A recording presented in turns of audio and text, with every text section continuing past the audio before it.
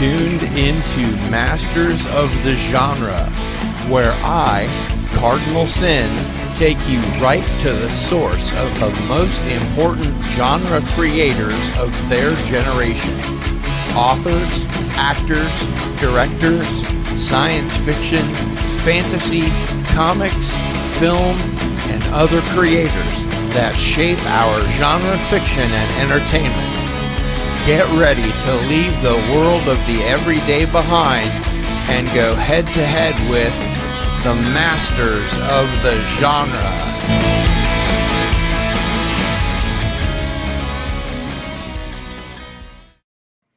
Well, greetings, followers. It is I, Cardinal Sin, and welcome to another episode of Masters of the Genre, where tonight's guest is Ron Placone.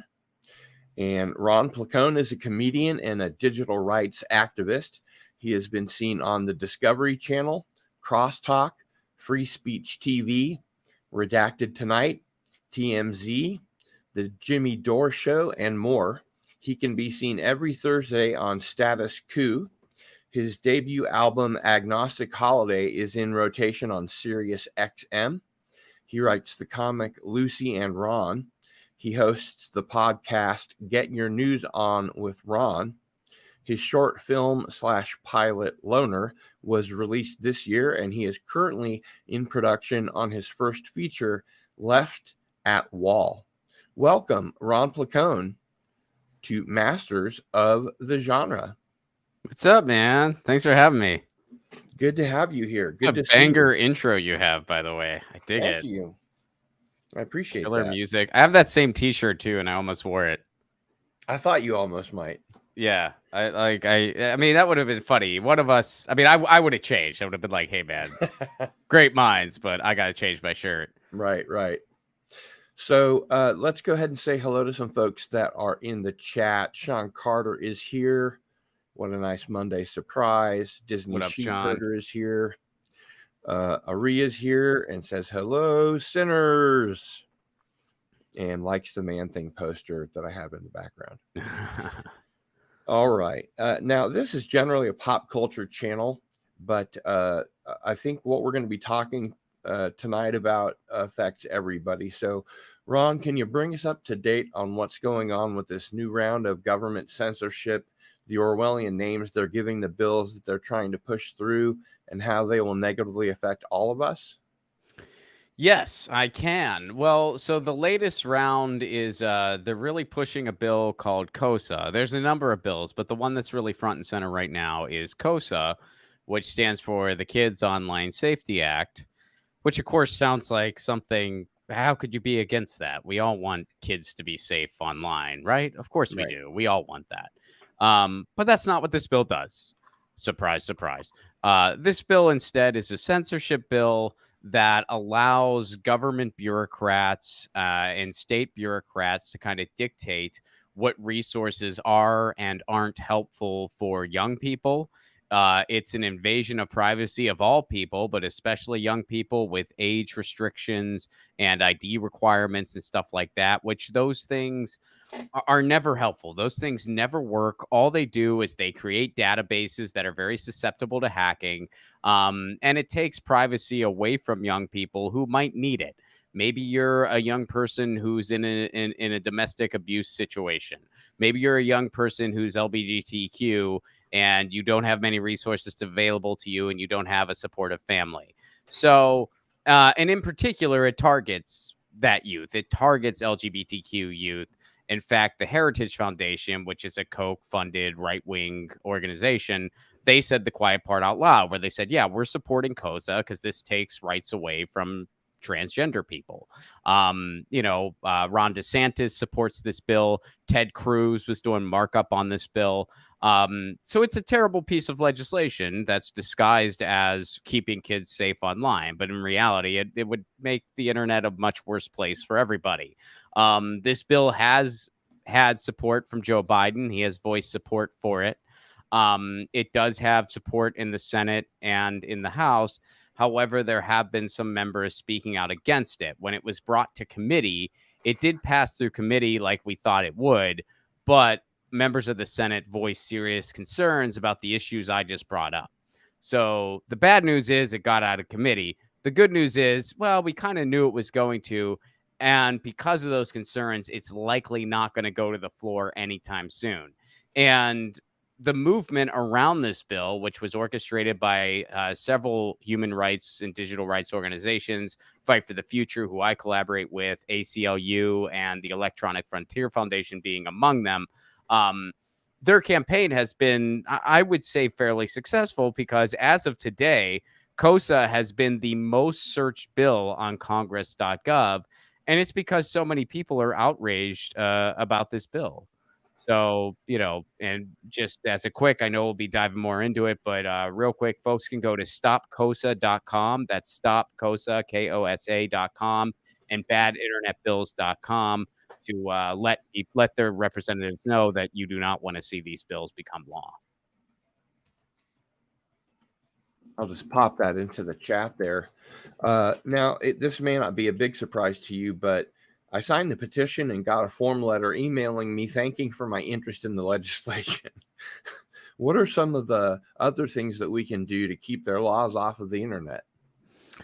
You can call. Calling is just as effective as signing. I know that sometimes it's like, oh, geez, another petition. What are we going to do? But the reality is, you have to, when you're having a policy battle, you have to overwhelm representatives with calls, with emails, with protest, with, there's been a lot of protests outside of government officials' offices and stuff like that. You basically have to make it clear to them that there's a lot of people watching, and if you pass this, it's not going to go great for you. Right. As in, you might lose your job come next election. I mean, that's the only way we can get policy wins. Elected officials respond to money. They respond to the lobbyists. That's just reality. There's no getting around that. I know sometimes people like to think that these elected officials are going to be heroes. They're not. So in reality, if you want to get a policy win, which are the battles I like to have policy battles. And why do I have like to have policy battles? Well, because I have a couple wins. I got some losses too, but I got some wins because when elected officials are worried that they're going to lose their job, well, that's when you get a win. When they know, okay, people are paying attention. We can't get away with this. We got to tell the lobbyists, hey, sorry, too many people are outraged by this legislation. If we pass this, it could cost us our job. And then, hey, whoever replaces us might not be as nice to you as we are. Right. That's the only way you can win. I mean, that's just being real. That's just being upfront. I know a lot of people, they don't like to go to the mat for policy battles because they don't see any value in it. But, I mean, that's how we fight back. And this isn't necessarily a political issue, one side of the aisle or the other. This affects all of us because digital rights are civil rights, are human rights.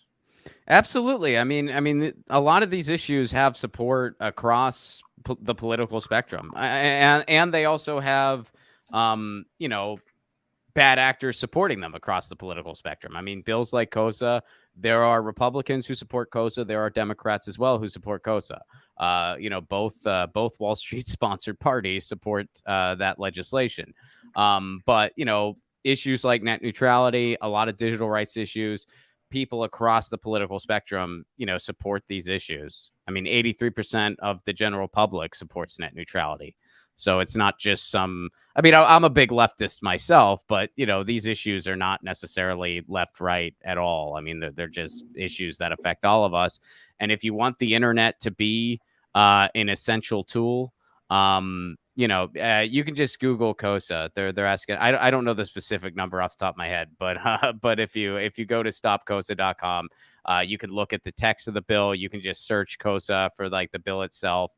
And by all means, you don't have to take my word for it. You can go to badinternetbills.com, read different perspectives on these bills, COSA and other bills as well, including the Restrict Act, Cooper Davis, a lot of different bills. So by all means, feel free to do your own digging. You don't have to take my summary for it.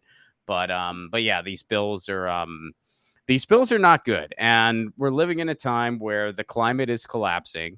And when you look at the tool that the internet is, well, it can either be one of two things. It could be an essential tool in helping us build a better world for tomorrow, or it can be a tool of oppression. I'd much rather it be the former, and it's up to us to make sure that's the case. And so do the guys that made the internet, by the way. Mm. When I lived in California, I had the good luck to be able to go to the computer museum, Oh, and cool. I think it was the Vintage Computer Museum. I think it's vintagecomputer.org, and I got Steve Wozniak's autograph. He was in a pretty heated conversation with somebody, and I just shoved a pen and a piece of paper in his face, and he just handed it back to me, and he didn't even look at it. But the guys that created the internet were there, and Oh, wow. doing lectures and asking questions and answering questions. So they would be totally behind this. That's Not awesome. not That's really not cool. the legislation, but the pushback.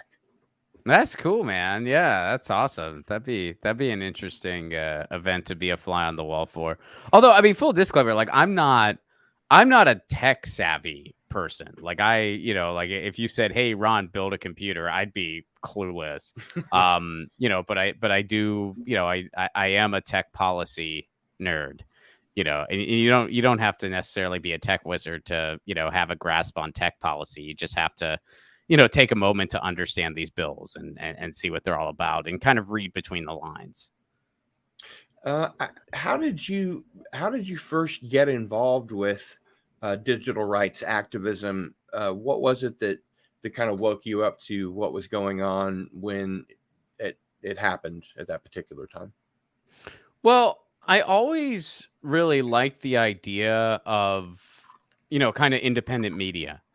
When I started really waking up to politics and news and information, I was, I was about 18, 19 years old. This was when the Iraq War was in full throttle. And, friends of mine and family members were getting sent over there. And I was kind of wondering, why the hell are we over there? And I felt like I wasn't getting any good answers from CNN or Fox News or MSNBC or any of those places. But I was getting a lot of information from different indie sources that I was discovering, Democracy Now! Being among them. Mm-hmm. And so I really loved the idea of indie media. I got really involved in non-commercial radio and different entities like that. So I'm old enough to have seen, the indie media space go from this obscure thing that wasn't taken seriously to becoming, a big player in the field, like a legitimate thing, which it is now. And it's actually kind of overtaken traditional media, quote unquote, in many ways. So because of all that, I got really interested in net neutrality back in like the early 2000s. And, net neutrality is still the flagship issue. And if I'm not mistaken, that's one we lost. Yeah, federally, yes. State-wise, not necessarily. So net neutrality, for anyone who may not be tech policy geeks like myself, net neutrality is basically the law that designates that the internet is a Title II, which means it's a utility in our lives, which means no internet service provider can make certain websites load faster than others based on their ability to pay. They can't put people in fast lanes and slow lanes. They have to just give you basically what you pay for. And net neutrality was an assumed law since the advent of the internet. It was something that we always just kind of had. And then Verizon took the FCC to court because they didn't want to follow net neutrality. The court ruled in Verizon's favor, but then we got net neutrality officially on the books via the FCC in 2015. So net neutrality, when people are like, well, we only had net neutrality for 2 years. No, we've always had net neutrality. Mm-hmm. We just solidified it in 2015. And then what happened was the Trump administration unrolled the federal net neutrality protections that we had, but a bunch of people rallied to the cause saying that's unacceptable. So a couple states passed net neutrality laws, California being among them, what that has done is that has kind of tethered these internet service providers from unrolling anti-net neutrality packages. Because if you're going to bring out these anti-net neutrality packages that don't follow those laws, and you can't unroll them in places like New York and California, that kind of screws you. So basically, we're holding the front line that way, while simultaneously fighting for net neutrality at the federal level and getting it back. And we should be able to do that. I mean, Joe Biden's FCC appointee is a net neutrality pick, which was something that, Joe Biden himself has not been a friend of net neutrality. But during the Bernie Biden task force, Joe Biden did promise to appoint a pro-net neutrality FCC commissioner. He has kept that promise. There has just been a big battle within the Senate in confirming an FCC commissioner. So we're still going through that battle. But assuming that it happens before his term is up, we should have a 3-2 pro-net neutrality majority FCC, which should get net neutrality laws back. Do you think that we have a reasonable expectation of privacy? What do you mean? Like as users or? of the internet?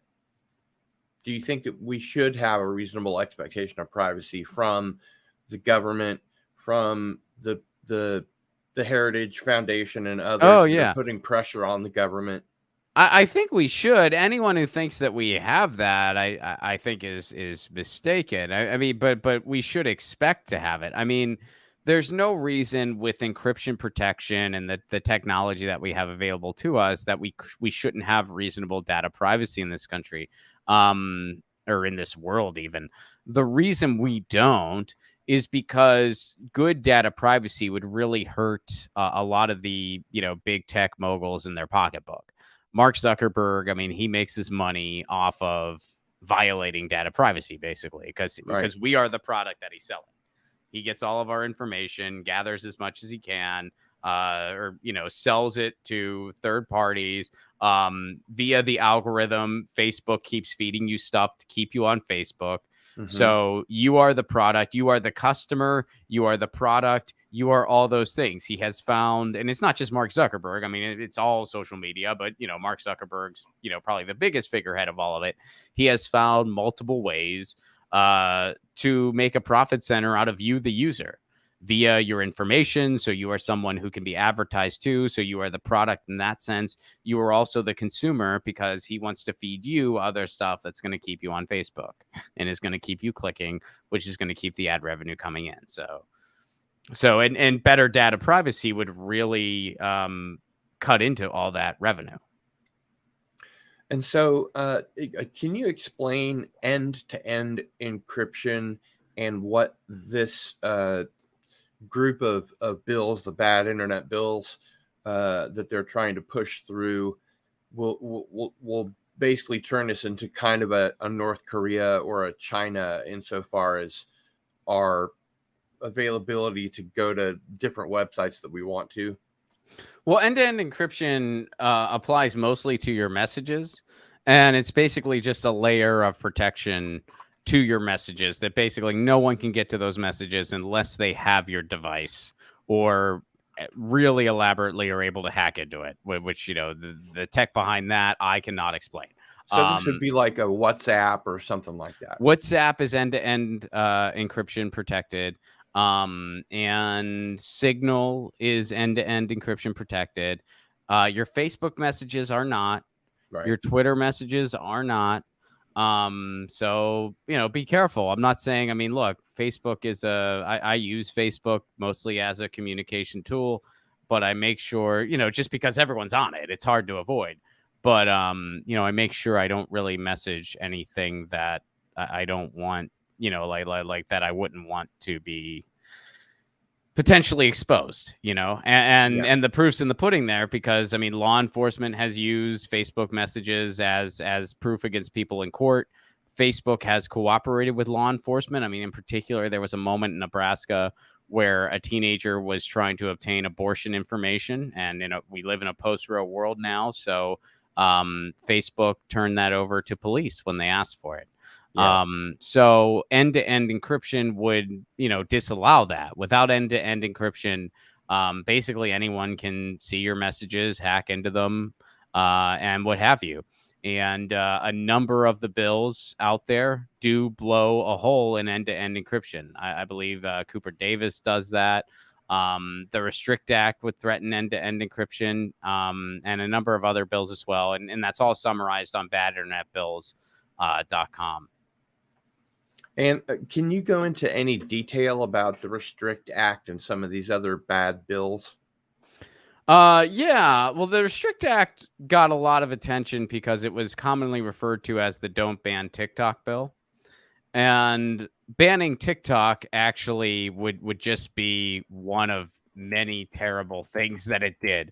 So that bill basically takes aim at different apps and different services that were developed outside of the United States. It's a very, quite frankly, xenophobic piece of legislation. And interestingly enough, one of the big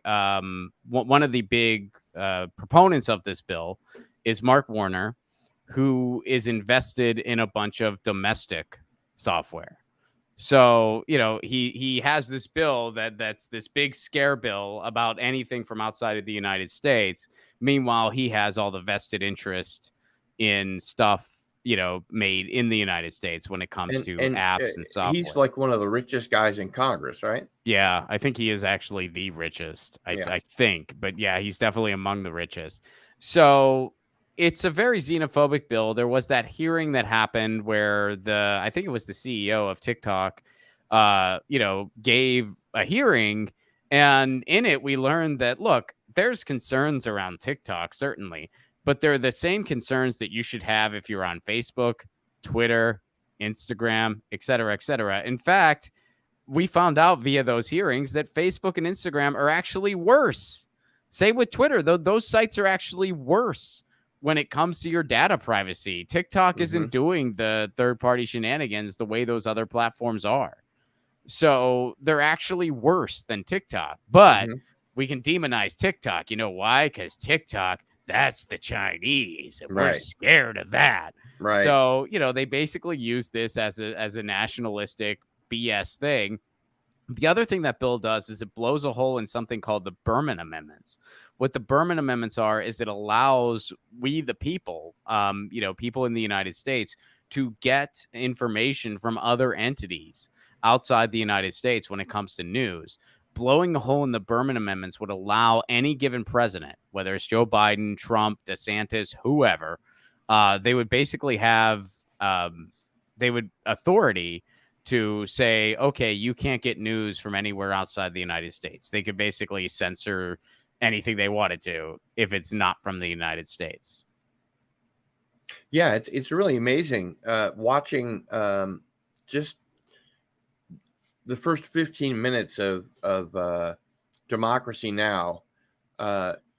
You learn stuff that's going on all over the world that not even independent domestic media really touches on. Yeah. I mean, I still tune into Democracy Now. I don't enjoy it quite as much as I used to. I mean, it used to be like the flagship show. I never missed an episode. Yeah. I feel like it's not quite the show it used to be, but there's still some, some valuable segments that I get from them. But so you were touching on basically the kind of power this would give to the president and other politicians to further erode privacy online. Can you expound on that? I mean, in which way? Just that if these pass, that it's gonna be a very different set of tools for the president, other politicians, local, state, federal. Yeah, well, I mean, if something like the Restrict Act passes, again, the president would basically have jurisdiction over what you couldn't and couldn't see, especially when it comes to non-domestic things. I mean, it would give any given president the ability. I mean, they could just be like, we're going to ban the BBC, and nothing could stop them from doing that. Right. A bill that would blow a hole in end-to-end encryption which a number of bills do that. Stop CSAM weakens end-to-end encryption. Earn it undermines end-to-end encryption. What that would do is, again, like that would make all of our messages susceptible. They could be viewed by basically anybody, a president, a bureaucrat of any sort. And they're real susceptible to hacking that way too. Which brings into another element into this, which is the age gating bills. Recently, the website Pornhub straight up left Utah. They were like, okay, we're not, our website is not operational in Utah anymore. The reason they did that is because Utah passed a bill that basically said anytime you go to this pornographic website, you need to show your ID, and it needs, like basically they're going to take a picture of your ID every single time. Pornhub just said, which is a very reasonable response in my opinion, they said, look, that is a ton of pressure on us. We understand you don't want minors on our website, and we don't either. We want everybody who's using this website to be of age. However, this policy is just way too much. It's not going to work, and it's going to have a ton of undesired consequences. And in our case, it's probably going to lead to databases being hacked, and then we're going to be susceptible to lawsuits. So sorry, we can't take on this burden. We're going to go ahead and leave Utah. We don't have a choice. So that's what those types of bills do. They don't keep I mean, look, I come from the generation, again, I'm just old enough to remember when, you would go out and dig up a Playboy that you and your friends buried in the woods because it was the only nude magazine that you had. Someone got a Playboy from their parent or something. Like I'm old enough to remember those days. My point is, if young people want to find pornographic material online, they're probably going to be able to. That's just the world we're living in. I'm all about, of course, I want to keep kids safe on the internet. Of course, I don't want minors looking at material that's not for them. But these age gating laws and policies, they're not going to accomplish that goal. They're just going to be a gross invasion of privacy for people. And it's going to make people just straight up less safe online. It's never had the desired effect. And probably give parents a lot less control over what their kids are, having to do to work around, Well, that's the thing. I think that parents already have the control they need. I mean, they're already, if you don't want your kid to look at pornographic material online, there's already parental controls that you can put on your internet to make sure that there's certain websites that they can't go to and stuff like that. So a lot of these bills, they're just completely unnecessary, and they're just like overreaches, and they're written by people who don't really understand the internet in most cases, or can't handle the internet in some cases, like Marjorie Taylor Greene or something like that. And it's just completely misguided legislation. So yeah, I think that, if you want to keep kids safe online, that does kind of just start with the parents. Sure. So you mentioned, among others, the Electronic Frontier Foundation, and some other of the digital rights groups that are out there. How did you get involved with each of them, and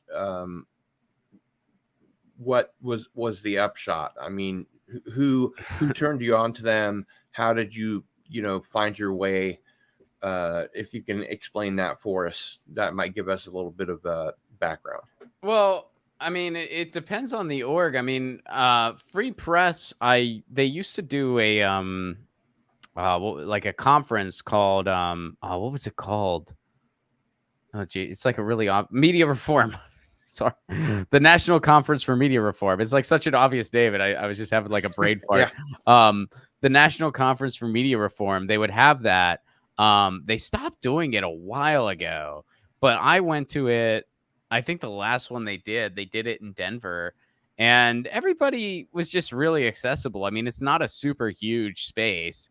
So I met like Mickey Huff from Project Censored. I met Dr. Bob McChesney, who I'm still in touch with some. You meet a lot of people from these different organizations, because it's not like it's some huge space of interest. Fight for the Future, who I've collaborated with in the formal sense, I've just always been a big fan of theirs. And one of their director, Evan Greer, I'm a fan of her, not just as a digital rights activist, but also as a musician. I listened to her music, and it took me a while to make the connection, no pun intended, that she was also very active with Fight for the Future. And I was like, oh man, I love her music.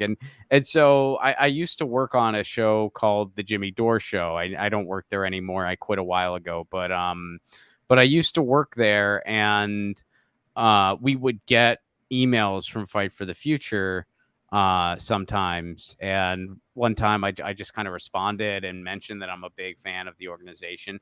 And so I collaborated with them on a couple campaigns. They did a big campaign for net neutrality, and I kind of helped out with that. I did a campaign on facial recognition with them. I was recently part of the campaign to stop COSA.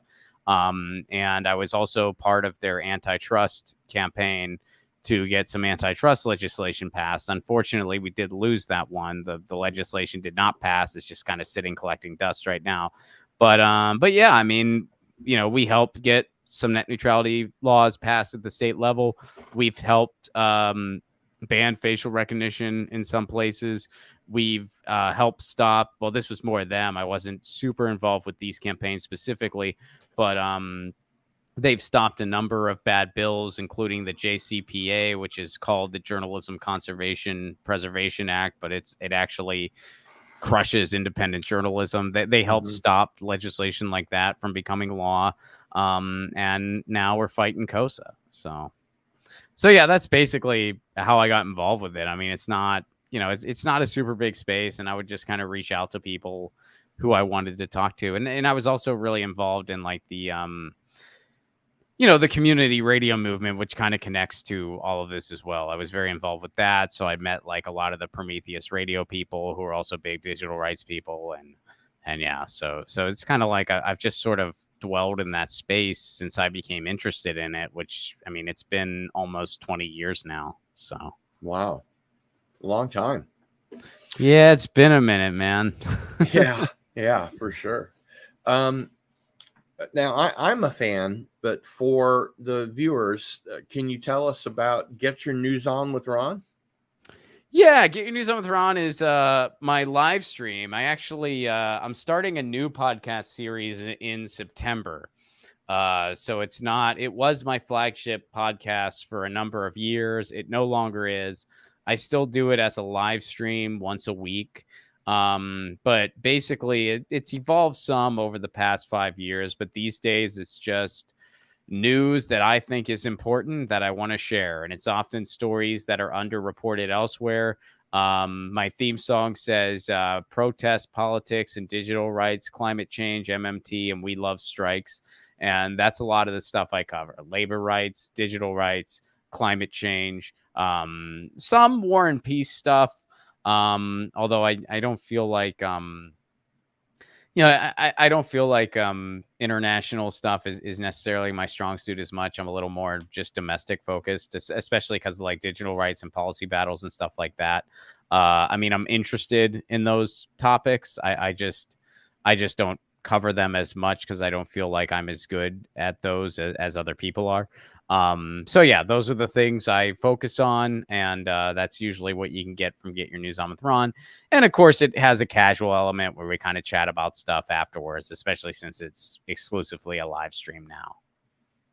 And I know I'm also a big fan of Graham Elwood, the political vigilante, and I've seen the two of you clowning around a lot, but you also do a lot of really important work. How did you hook up with Graham, and what kind of things do you guys do? Well, I met Graham initially at the Jimmy Dore Show studio. And I mean, I knew who Graham was, just from like being around LA and stuff like that. But we met at Jimmy's studio, and we did some stuff together. I did his podcast, Comedy Film Nerds, when he still had it, and then we just started collaborating on some stuff. And then it was actually a listener out of Portland. Who I think his name's Josh. I'm drawing a blank to his last name. I feel really bad, but he kind of said, like, in a live stream, he's like, you and Graham should do a stand-up tour together. And I took a screenshot of it and I sent it to Graham, and Graham called me and he's like, yeah, man, maybe we should try to do something. So we started doing some shows together. First we did like just a run in the West Coast. We did like 4 or 5 cities, and it went pretty well. So then we were like, all right, let's try to do another region. So we did the Southeast. And then we eventually went all around the country. We went to Australia. We did some shows in Canada. We don't tour as much together anymore, just because like we've kind of like branched off into different things as far as touring goes. But we still do shows together when we can. We do some shows in LA together. We're working on a game show called Anything Can Happen together. We taped a pilot presentation of that, and we're trying to get it picked up somewhere. Although I don't know if you've been following the strike at all, but nothing's moving on it right now because of the strike. Yeah, pretty closely actually. Since cool. I'm a screenwriter and actor. My Nice. brother's an actor.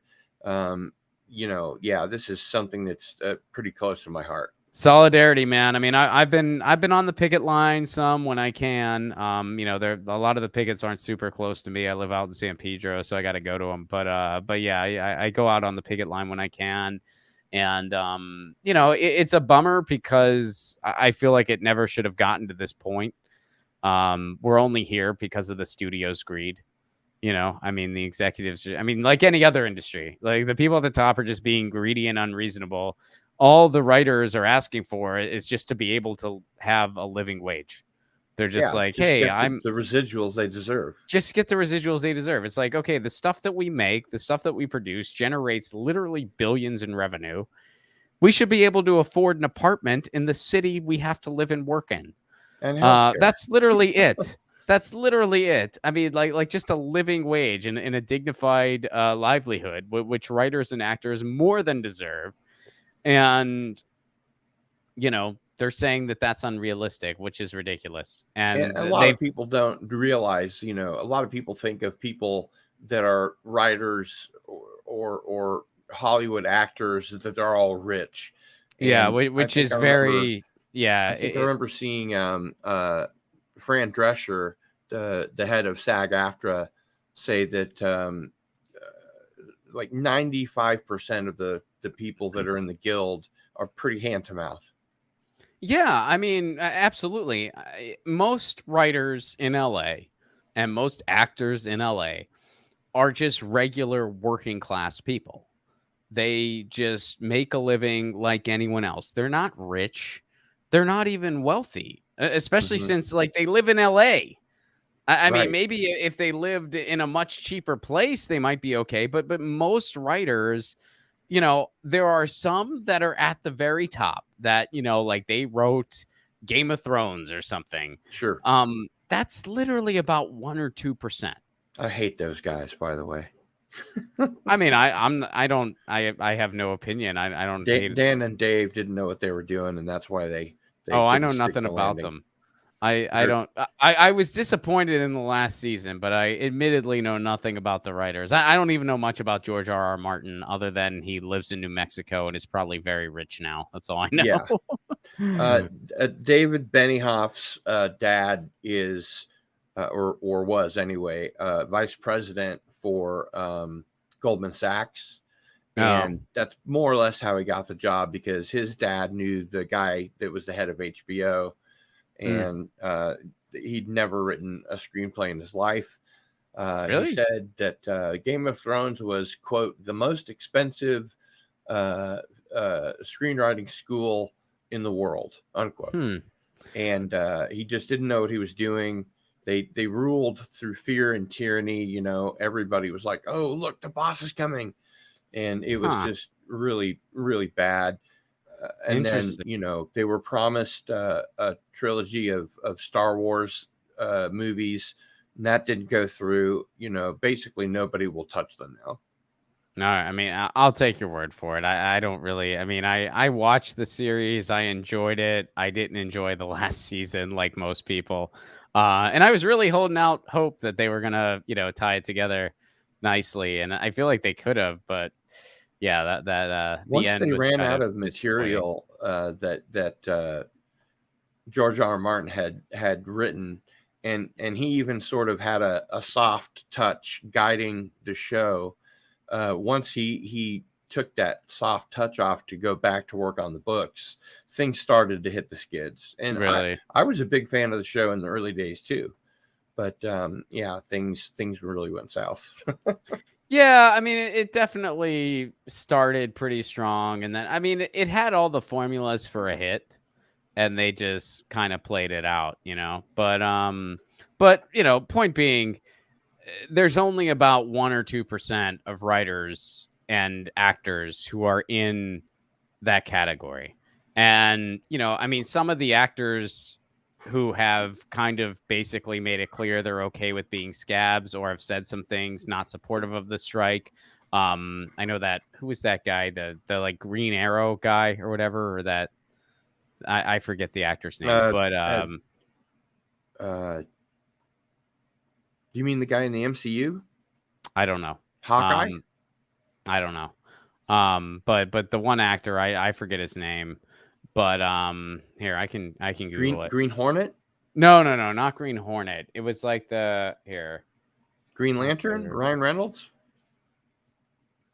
That's about all the green superheroes I know, Ron. Yeah, I don't know. Yeah, I don't want to misspeak. So I forget the guy's name. The only but, thing I can think of is Jeremy Renner, who was Hawkeye in the Avengers. Yeah, again, I don't know. But yeah, I forget that actor's name. But the other one that was very disappointing was Jamie Lee Curtis. That I can, speak to for sure. I mean, she was saying some very disappointing things. And that's really sad. I mean, you should stand with the SAG and the WGA in a situation like this. And, Absolutely. the fact that most people are, though. I mean, it's been pretty awesome. Like you see a lot of people out on the picket line, and they're there because they know that everyone's livelihood is at stake. I mean, even if you are among the more successful people, if the industry as we know it ceases to exist, well, you're not going to be able to make anything anymore. So, well, let's face it. I mean, they're concerned about AI and the impact that AI is going to have on writing and even on acting. Pretty soon they'll be able to have just digital actors. And one of the things they want to do is capture background actors' performances and then just put them in everything. yeah, that's I mean, it affects everybody from the top bill, players all the way down to the extras. So Stephen Arnell is who I'm thinking of. Okay. Stephen, yeah, that was Stephen Amell. That was the actor I was thinking of. That basically said, yeah, he just got it from the chat. Yeah. Yeah. It was bothering me. Yeah, I don't share the with AI. My take is I don't think it's going to replace actors anytime soon.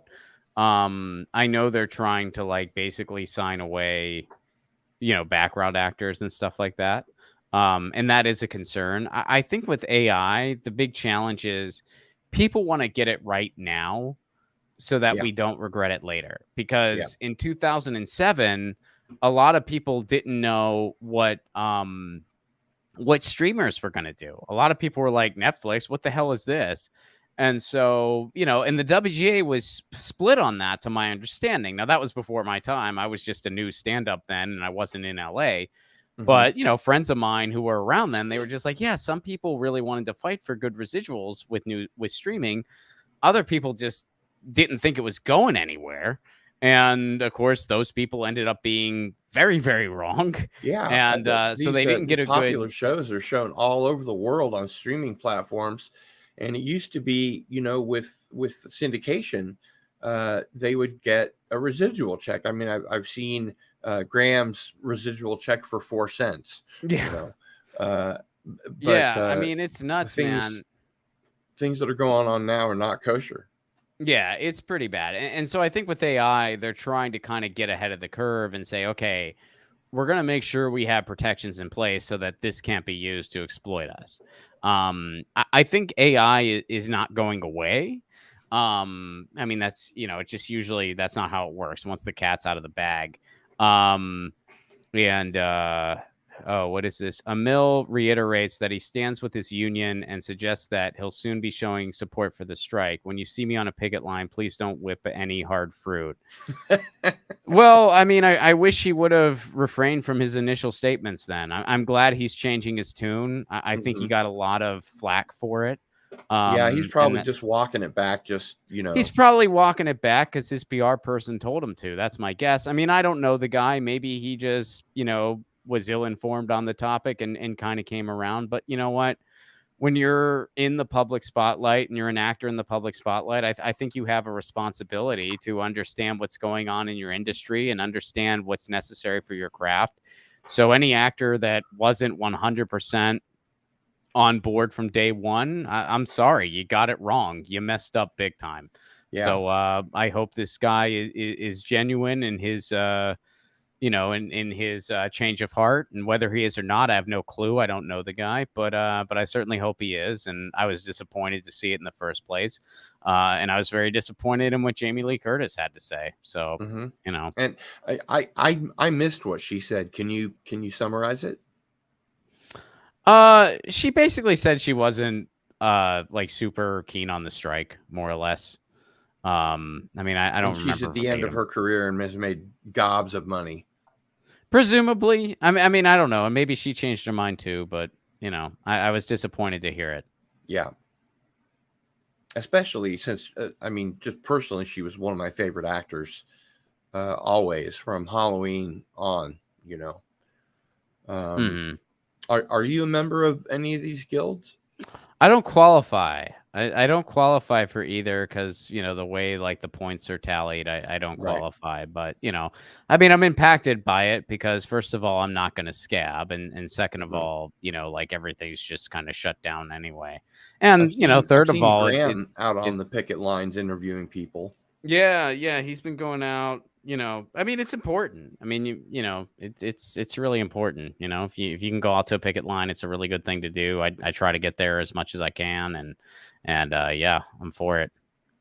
So, like you said, solidarity, and we have to fight for these human rights. Not just with the bad internet bills, but the strikes and like you were saying, your theme song even includes We Love Strikes.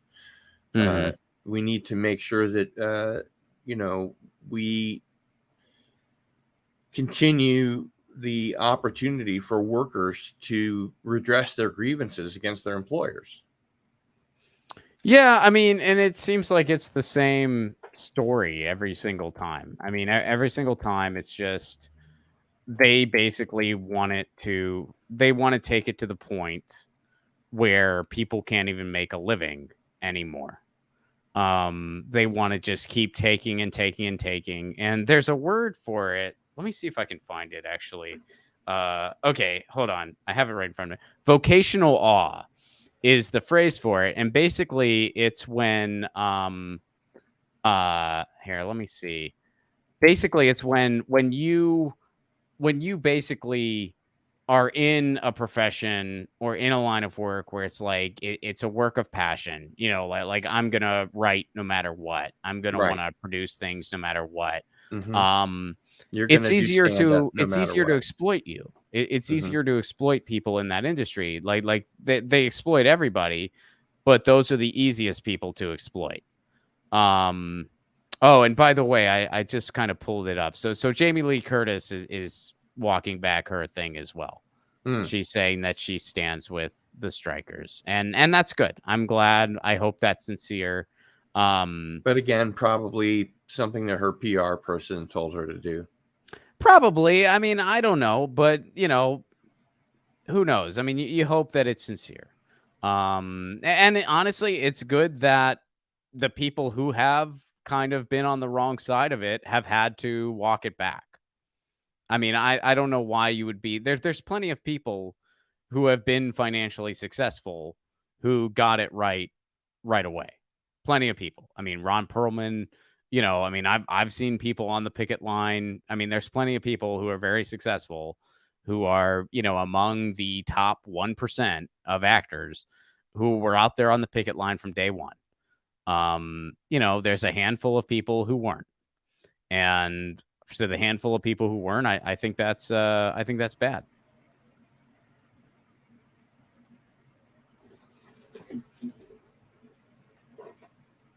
Sorry about that.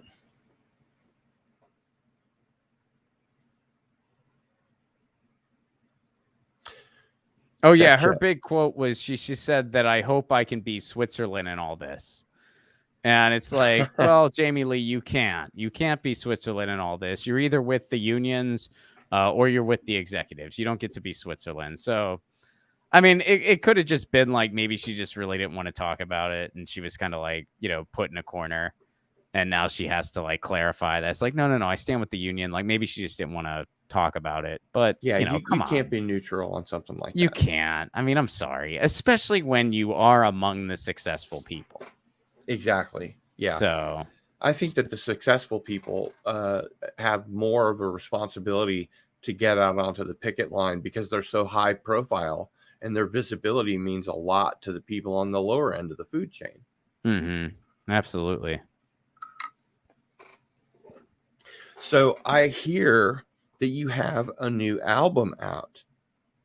You heard wrong. I don't know where you heard that. I wish I did. Let me.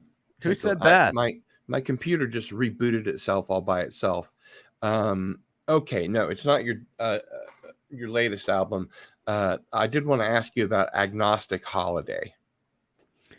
It's a stand-up album. It's my first one. I don't do any of the jokes off of it anymore, you know. But it was a cool first album. I think I dropped it in 2018. I was supposed to record a new album in 2020. We all know what happened. Right. So basically, I'm kind of behind. I'm trying to get another album out soon. Because I haven't done an album in, you know, it's been almost 5 years.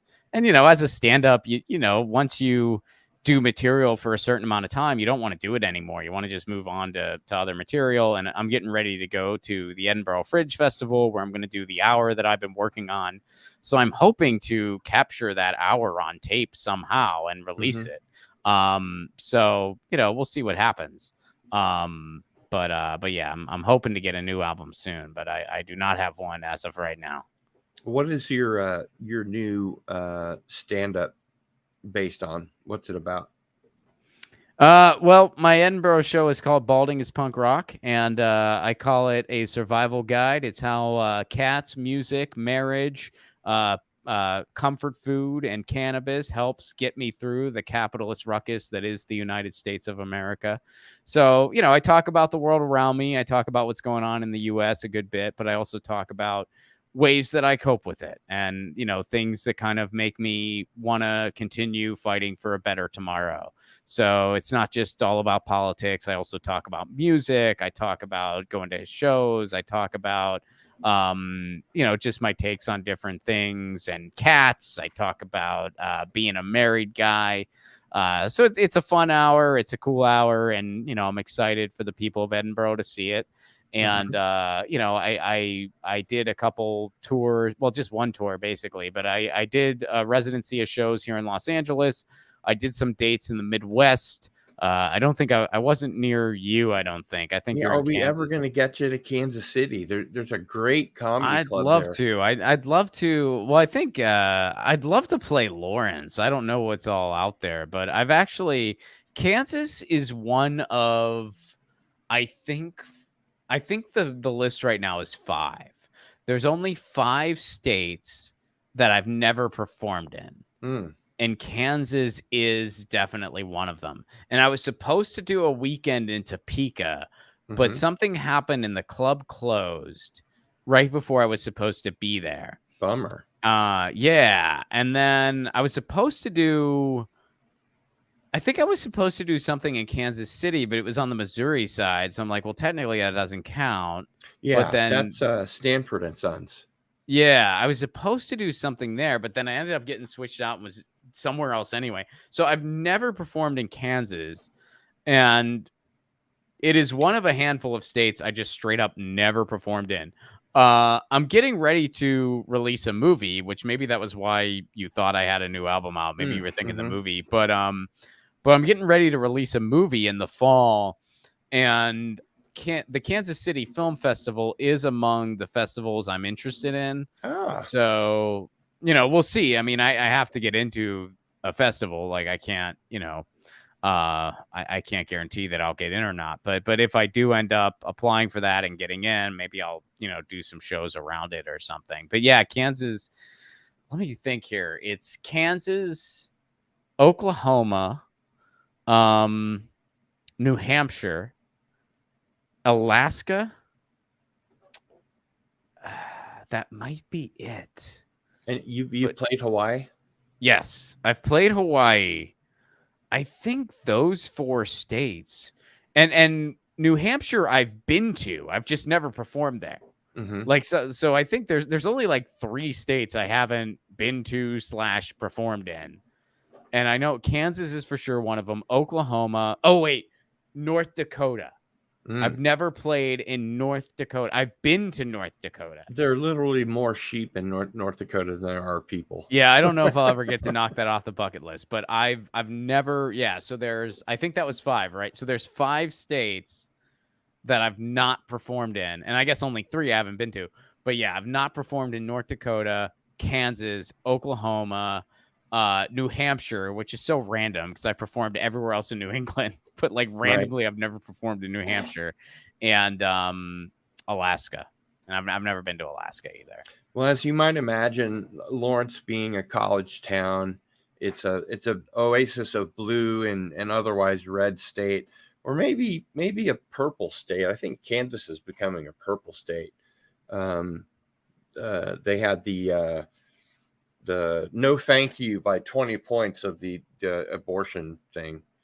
Oh yeah, didn't you guys kind of saved Roe v. Wade in your state, right? Yeah. Is that okay? Yeah, I mean that's people really come cool. From far and wide just for, I guess, what the right is calling abortion tourism.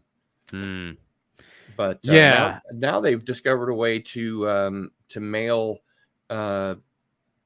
pills to people in red states from blue states. No, really. Yeah, it's kind of crazy. I mean, and I guess I am a little not sheltered, but I guess I am a little like not as in touch with the day to day because that is one thing we don't really have to worry about in California. But I mean, it's pretty gnarly the things you're hearing about people who are in deep red states that took away abortion rights, and because it's not just abortion care. I mean, it's just general care that kind of went away, and it's very sad to see. And I feel like in many ways as a society we are going backwards, and it's kind of frightening to see. It really is. It's heartbreaking in a lot of situations. I mean, there's been a lot of stuff in the news lately that I don't have to reiterate because anybody that's interested in seeing it has already seen, what's been going on, like the 5 women that brought a lawsuit and won. And I believe that was in Texas. And they had to loosen the restrictions that they had there, which are still even, way right and crazy than they should be, in my humble opinion. Yeah, I mean, I think the whole thing, I mean, it's just archaic theocracy, really. I mean, it's just, and that's what the Supreme Court is. I mean, it's just a bunch of dogmatic extremists for the most part that were not even, installed by presidents who won the popular vote in many cases, like over half the Supreme Court. So it's it's very it's very authoritarian when you think about it. Like, I mean, first of all, I don't think the Supreme Court should exist. I think we should just completely get rid of it. We have other federal courts. Why do we need this bizarre, Good point. unelected lifetime appointments? And they're just a political football, and they're just a bunch of theocratic lunatics. They are nothing about law and order. They're just basically, how can we interpret the law to fit our extreme religious agenda? It's just absolutely ridiculous. I mean, if other countries had what we had, we would be pointing our fingers at them and being like, see how undemocratic that is? Absolutely. I mean, just think about it. It's like we have a system like the Electoral College, which was basically built to benefit slave owners, and we still have it in place, where your vote basically doesn't count entirely. The person who wins the most votes may or may not become president. Yep. And then that person who the majority of the country may not even want gets to just install people, whoever they want, in the biggest court of the land that just has the most that has like basically a dictatorship over the laws anyway. Yeah. I mean, it's just an authoritarian theocracy with just a couple different steps involved. That's why when people are like, democracy's on the ballot, really? Let me know. Where can I vote for democracy? Because we've never had it, and as long as I've been alive. So let me know where that's where that's an option. And especially if you self-identify as an atheist, that can affect your job, your home life, everything. Can it? Is that a thing in Kansas? No, I mean overall, but certainly, yeah. I mean, in religious states and red states where this theocracy is, more of a thing, you have to be careful what you say and to whom you say it. Yeah. See, I mean, again, I'm not trying to sound, but like, I don't know if that's as much of a thing in California. Like, I've never felt like, oh, the fact that I'm an atheist could hurt my job prospects or anything like that. No, but when you go to Washington, D.C., there are very few, if any, Congress people that are out as atheists because well, that's not a job I'm looking for. So maybe no, yeah, maybe I do. That's a good point though. Like I don't know. Are there any open atheists? I think there's one. Who? I don't remember. It might. I don't know if there's one. It might be Bernie because he's culturally Jewish, but I don't think that he's religious. Interesting. I think Dennis Kucinich definitely was an atheist. Yeah. Also, well, he kind of skated around it. I don't think he straight up said I'm an atheist. I mean, some of them, like some elected officials, will be like, "Well, I'm more spiritual" or something like that, which I think is basically a sugar-coated way of saying I am an atheist. But I've never heard anyone in federal office straight up say I'm an atheist. Yeah, I'd be curious. It's a career ender, which is very. I mean, it's sad. It's very sad. I mean, I like the point that Ricky Gervais made on Stephen Colbert's show many years ago, where he's like, "Look, you believe in one God, right?" And Stephen Colbert said, "Yeah, okay. So there's over 3,000 gods." So you don't believe in about 2,999 of them. Mm-hmm. So you just believe in one more God than I do. Right. It's just 1-0. That's it. Right. There's a bunch of gods neither one of us believe in. He wasn't the first one to say that. I think that Richard Dawkins said that, and Christopher Hitchens said that. But yeah, it's a very good point. I mean, it's interesting, and I come from a Catholic family, and I have distanced myself from the team. I have friends and family that have religious views, and I get why it brings people comfort. Like, I totally get it, and I also I include myself in that. Like, look, when I say I'm an atheist, I don't mean, oh, there's nothing out there and I know that. So I mean, I guess in a way, like, I'm more agnostic. Because I'm like, well, maybe there's something out there. I have yet to be convinced that there's I have yet to be convinced. And I don't believe that there's a God in the man-made sense. Like all of the man-made gods that are out there, I don't believe any of them are real. And that's belief. Like I don't know for sure if that's the case, but I believe it. And I think that it's a level of comfort for everybody. Like I think Sure. that religious people, or just people who have religious beliefs, they take comfort in the belief that there is something out there and it's whatever they identify And with as a I would god. never take that away from somebody like I that. wouldn't either. I wouldn't either. And I can also be, like kind of just self-aware enough to recognize like, well, I just kind of see it the other way where I actually take comfort in the belief that there's not. I Right. take comfort in the belief that, I look around the world and I'm like, look, is there maybe something beyond our realm of understanding? Maybe, but do I believe that there's some guy in a robe with a beard up in the sky who, gets mad if you jerk off and decided to make every 2 out of 3 people starving for no apparent reason? Right. No, I don't believe that entity exists. Where was Uh, God during the Holocaust, damn it? yeah, and I mean, just the Old Testament God seemed like a pretty big asshole. Yeah. I mean, it's like, so I don't believe that there was some being, who gave, and I know a lot of a lot of religions just believe that stuff is metaphorical, right? But still, like, there's a certain like, well, you have this set of rules that you base off of, the Bible or whatever else. So you're kind of picking and choosing when you take stuff literally and when you take it figuratively.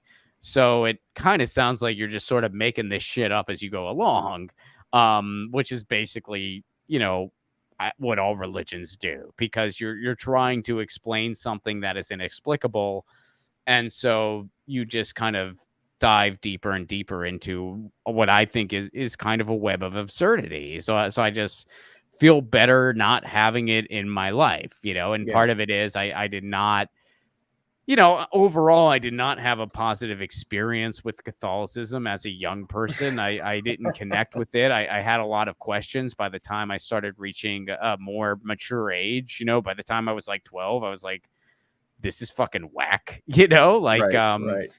and now that being said, I've met a lot of wonderful people.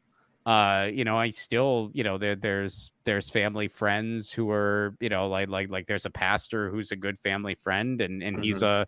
he's a wonderful person and very well intentioned. I just we don't agree on everything, Yeah.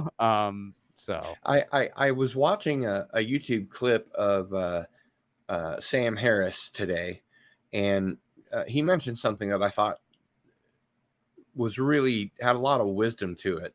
And it was not that he had an issue with people following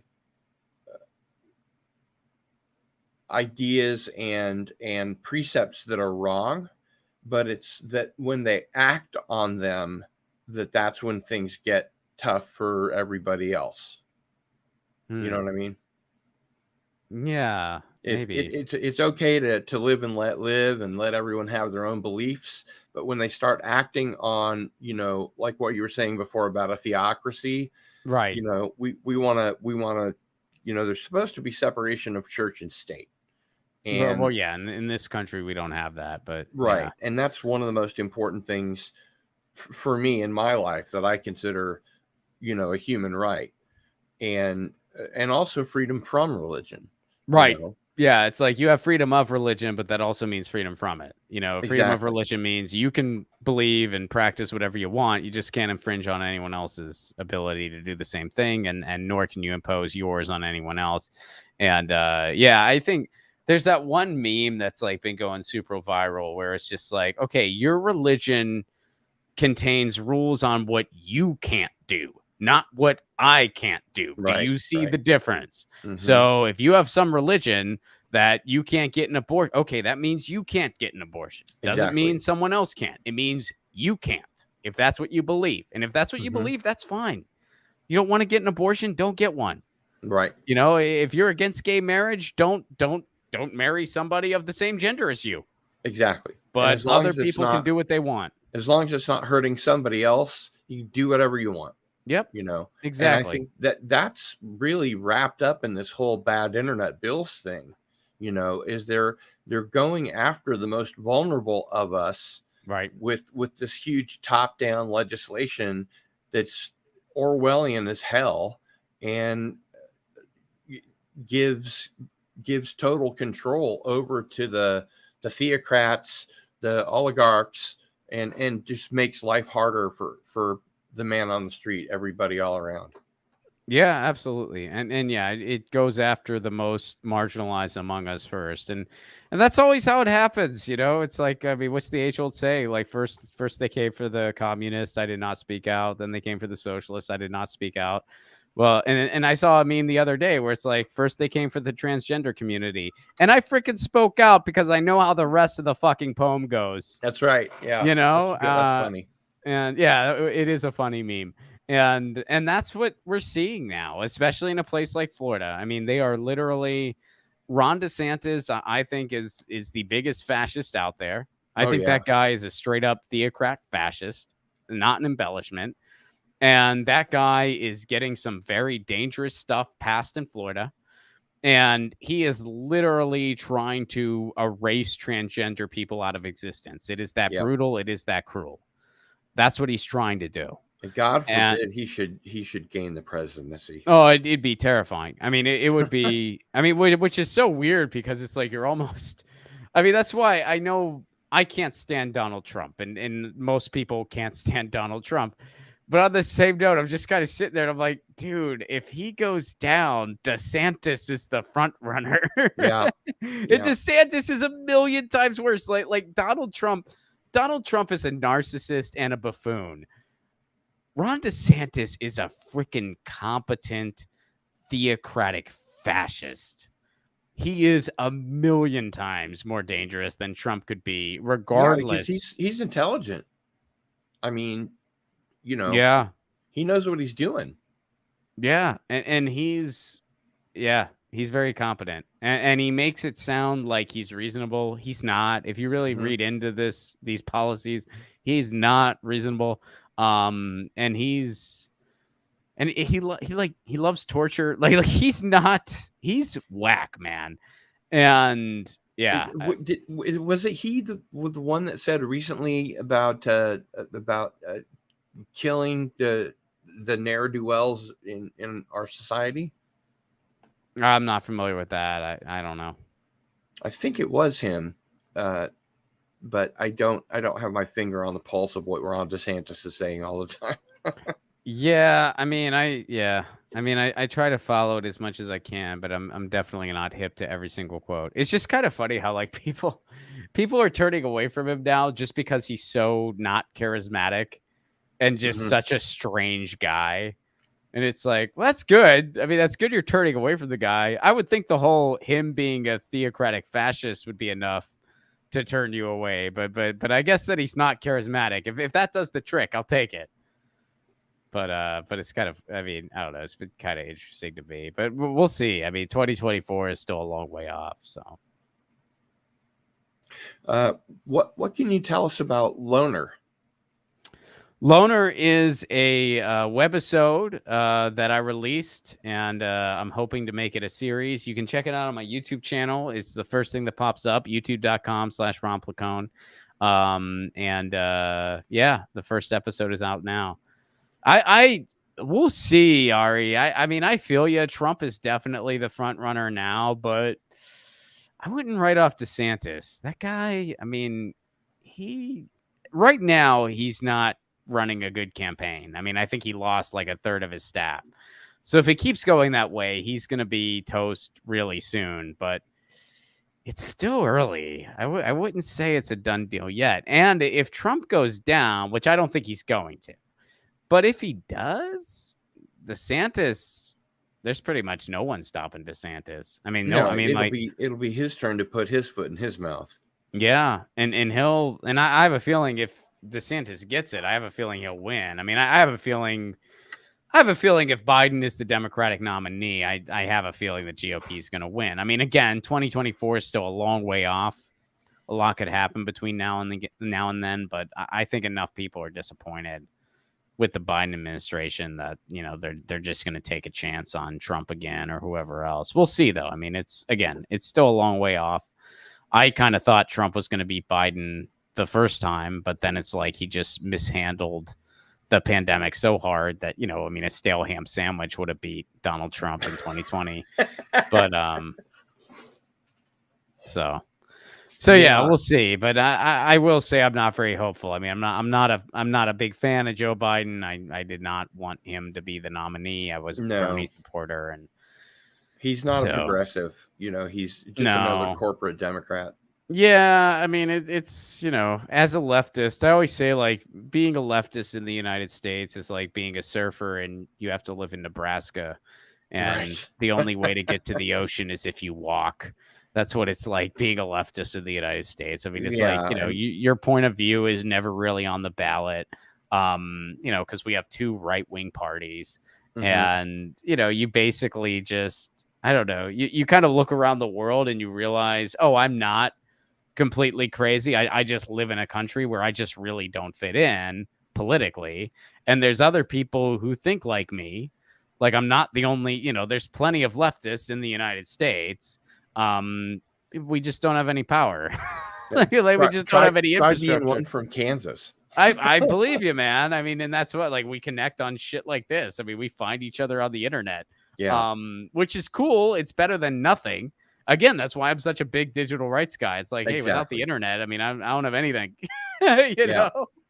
So it's important. I mean, it really brings together communities, not just of leftists, but furries or right wingers or religious people. Everyone has a community. If they decide they want to live in an echo chamber, then they can. Yeah.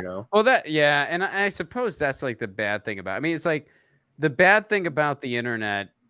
Like I always say, the beautiful thing about the internet is everyone can find their community. The bad thing about the internet is that everyone can find their community. You know what I mean? And of course, I mean, it's one thing to find your community, but it's another thing to just completely dwell in an echo chamber.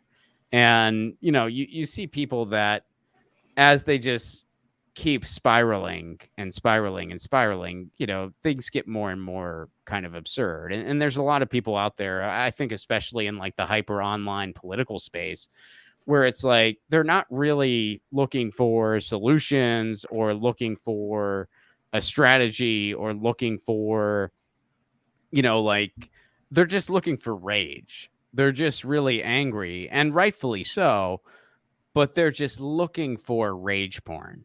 And, like they basically, and there's plenty of people who want to appeal to that itch.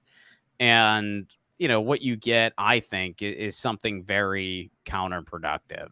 You just get, I mean, I think black pill is the phrase that they use. Although I've heard that phrase used in different contexts. So I might be misusing it right now, but it's basically when you have pretty close. Yeah. I mean, I just think nihilism is incredibly lazy. Like, true nihilism is incredibly lazy, where it's just like, well, everything you shouldn't try to fight for a policy because blah, blah, blah. And you shouldn't don't get involved with your community because everyone's a shill except me. And it's like, right. You're more of a Hegelian than a Nietzschean. Yeah, and it's just I think very lazy. It's not insightful. And you see a lot of people who just they define themselves by what they hate, which I don't get that. I don't understand that. On YouTube and on the internet in general, that whole hate click thing, it's a big thing, and it's really sad. Big.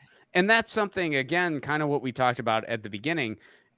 I am just old enough to have seen this like indie media space go from this obscure thing to something that's a big behemoth in our culture.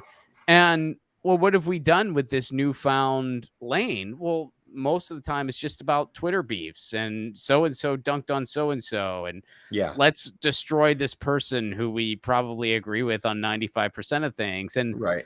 And it's a big bummer, man. I mean, is there still some diamonds in the rough? Absolutely. Every day there are. But as a whole, like it's been very much a letdown. And you know, It does I've seem to tried. bring out the worst in people It really does. sometimes. And by the way, I'm very much, you know, open to admit that I'm not perfect either. You know, Well, like sure. I've definitely, you know, I'm part of all of it. So when I criticize the entire space, I'm including myself. I'm not saying, you know, that I'm some immune rube or anything like that. Like, no, I'm Right. part of it too. You know, and I just try to be not part of the problem. I try really hard to do that. That's why I try to fight for policies that I believe in. I try to make compelling content that at the very least hopefully makes people laugh. And you know, like that's what I try to do. And that's why I'm trying to get into more scripted stuff. I'm making things like Loner. I have a movie coming out in the fall. I have another vertical movie series that I'm trying to work on. Hmm. It won't go out to the public right away because it got accepted into a festival in Rome, Italy. So it's going to Oh, premiere there. But congratulations. thanks, man. So yeah, I mean that's just yeah, I kind of got off on a tangent there, but yeah, that's that's why Well, I'm but going we in the circled direction. right back around. I mean, We the did. digital rights thing affects everybody who uses the internet. Anybody that has an online experience is going to be affected by this shit. Yeah, and that's all of us these days. I mean, Yeah, really, it's just yeah, like I mean, the internet is a utility in our lives for better or worse. and it should be treated as such. You know, it Yep. should be just like, you know, water, sewer, trash, electricity, gas, whatever. It should not be something that the government can, you know, use as a stick against the people. Mm-hmm. I'm with you. I don't think that's, you know, and that's something that frankly should unite everybody that's online, whether they're hate click type people or people that like to go off on others in the comment section or whatever. Everybody has to log on somehow, you know. Yeah. And I'm old enough to remember, you know, I was the co-sysop of a BBS Oh uh, wow, that's before awesome. there was a World Wide Web, you know. Damn. The internet was there, but the World Wide Web had yet to sort of. I mean, I remember getting onto the World Wide Web by using Trumpet, Winsock, and Netscape in the Damn. really early I days. remember Netscape. I think the first thing that my parents had was Mindspring. Do you remember Mindspring? Yep.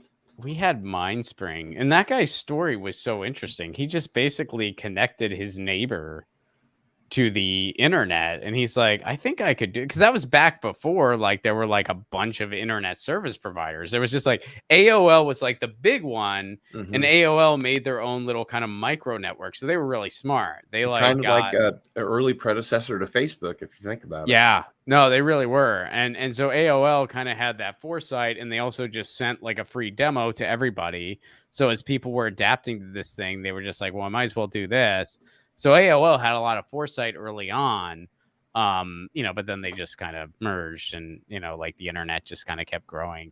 Um so but yeah, for some reason my parents weren't convinced by AOL.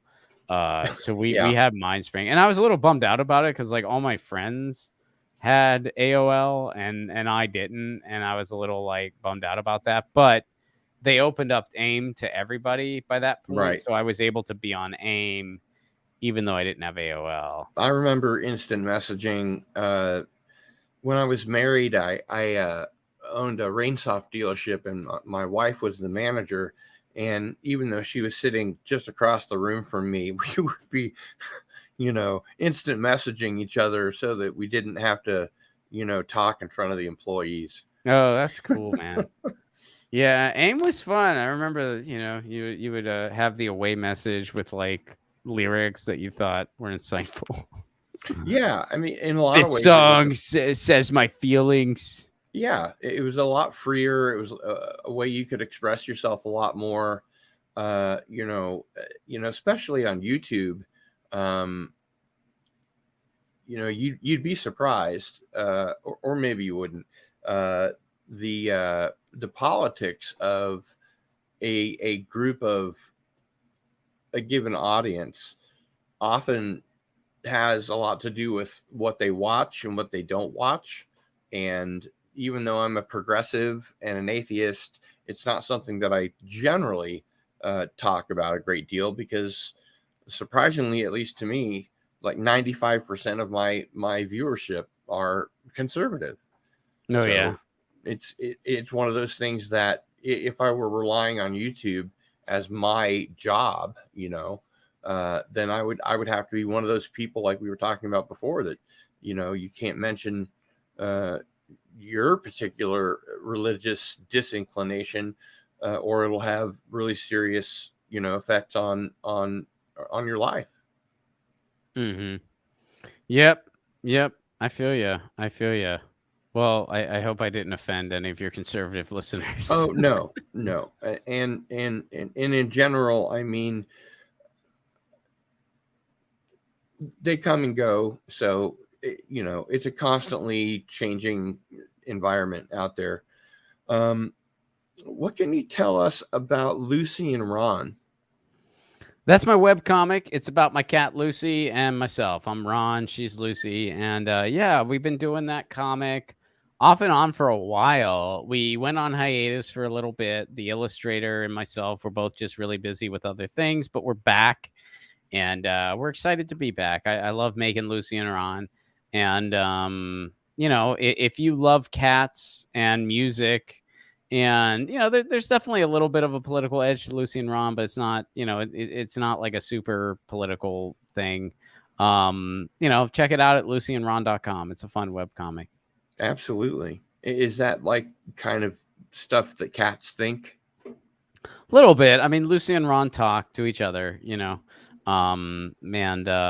and yeah, I mean, Lucy kind of has her own personality, which is similar to the real Lucy, the cat, but obviously it's projected because she can't, Right. articulate the complex thoughts that Lucy the comic can. So yeah, but it's a lot of fun. I mean, I'm a huge cat person, and yeah, so.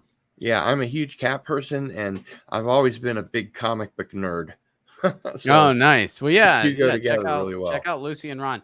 We just got syndicated in a newspaper called The Funny Times, so that kind of helped jumpstart Lucy and Ron back. We got a syndication deal, and so yeah, now that's great. We're back with Lucy and Ron, and it's in full throttle again. We did CatCon a couple years ago. We're hoping to get back into it, eventually work our way to Comic-Con. What the hell is CatCon? It's exactly what it sounds like, dude. Oh my God. It's a God. huge convention all about cats. And it takes place in the Los Angeles area. And, well, a couple years it took place online during the pandemic. And we actually did it virtually the year we did it, because it was like, I think it was 2020.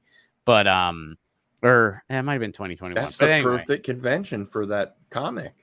Yeah, I mean, we had a lot of fun there. We met a lot of cool people. A lot of people liked the comic. We had fun. And yeah, hopefully we'll get back to it at some point. We're just kind of getting back into making the comic, and yeah, it's Lucy and Ron. It's a good time. I really like it. I have a couple scripts written about Lucy and Ron. Like, I have an animated pilot that I hope we sell someday. Yeah, that'd be cool. Yeah, again, with the strike, no one's selling anything, but hopefully once all that gets resolved. Years ago, I was the sort of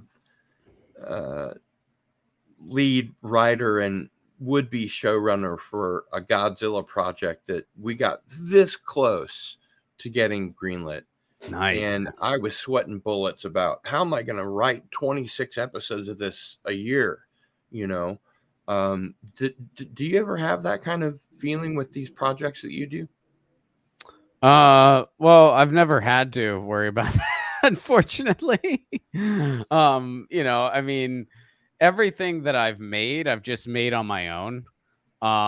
So I mean, like with Loner, I already have the second episode written, and I want it to be a 3-part series if I'm making it myself. So assuming nobody buys Loner, I already know exactly how it ends, and writing the third episode won't be all that labor intensive. I mean, I've already written the second one. Right. With the new, hey, that'd get you your 3 credits. Would it? Yeah, a webisode for the WGA. Yeah. Really? That's part of what they're fighting for, is to get webisodes included. Oh, no shit, man. See, Yeah. I'll be honest with you, I didn't know that. I just know, like, because I sat down, and because a lot of my stuff has been in the quote unquote new media world, like the podcast world, Hmm. the way they count that is very specific. And the stuff that I did just didn't count. Because I think my understanding of it, and who knows, maybe I don't know every nook and cranny, but my understanding of it was podcasts only count if it's either like officially recognized as the WGA, like the podcast itself like goes to be officially recognized by the WGA, or it has to be fiction. And I think even to get recognized, it might have to be fiction. And Hmm. because none of the stuff I did was ever in the fiction world, like I just didn't have any points. Like I didn't have the qualified points. You know, you'd be surprised. Moving those onto YouTube, where I guess they already are.